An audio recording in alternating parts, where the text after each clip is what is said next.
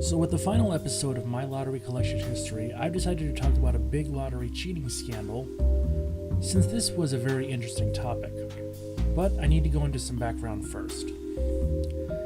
Now, all of the lotteries pre 1984 had one major drawback that kept them from being accepted as they are today. That drawback was they were very easily rigged and people lost money on the racketeering that took place around them. Today, the equipment, the drawing, the tickets, and every other aspect is very heavily supervised and regulated so that this kind of cheating is not possible. The level of security for a drawing is high due to the amount of money involved. One thing I learned about lottery security is that most of the people who are directly involved with the drawing don't know what equipment is going to be used. 90 minutes before the drawing, the equipment is determined, tested, the host rehearsed, and by the time all of that is done, the broadcast is almost ready to start. Though security is high and equipment is tested, there is always the case that something could go wrong. Security is also high because the amount of money can entice people to cheat inside the system. Some chances for cheating can't be avoided either, as the Pennsylvania Lottery discovered on April 24, 1980. Well, how did this happen? Well, we have to go back to 1977 when Nick Perry became the host of the live nightly broadcast of the Pennsylvania Lottery, which was held in the studios of WTAE. Perry formulated an idea and discussed it with two of his vending machine business partners, Jack and Peter Maragos. And once they were committed to the plan, Perry approached WTAE art director and Pittsburgh lettering expert Joseph Bach about creating weighted ping pong balls that were replicas of the official balls used in the lottery drawing. The number 4 and 6 balls were showed as the lucky lighter balls. Perry, through Edward Plevel, a lottery official, got access to the machines and ping pong balls, which were kept in a room at WTAE studios.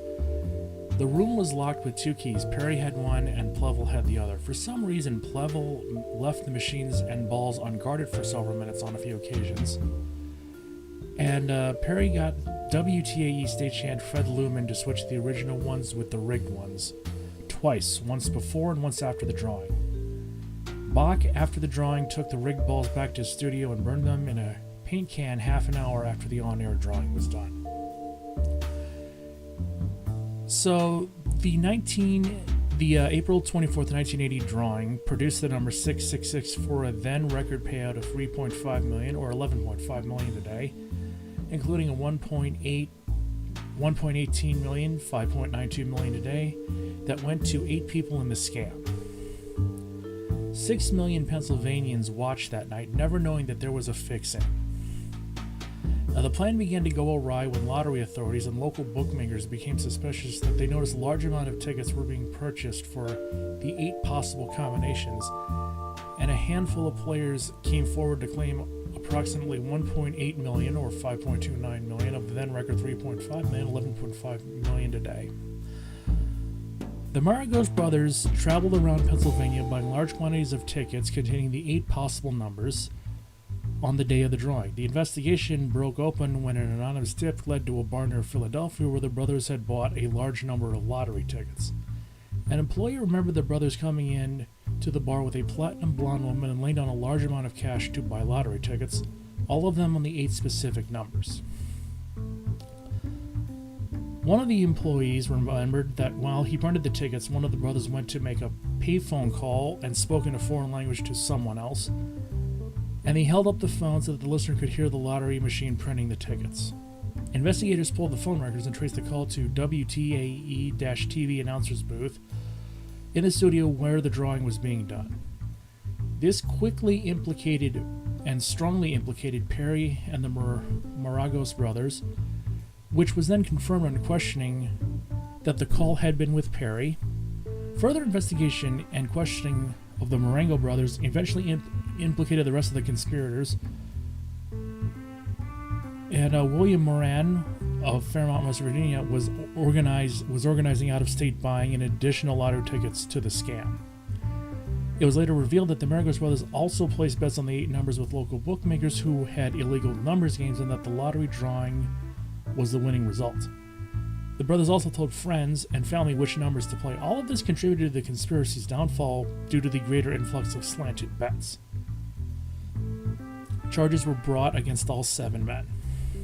Lottery official William Plevel was convicted and spent 2 years in prison.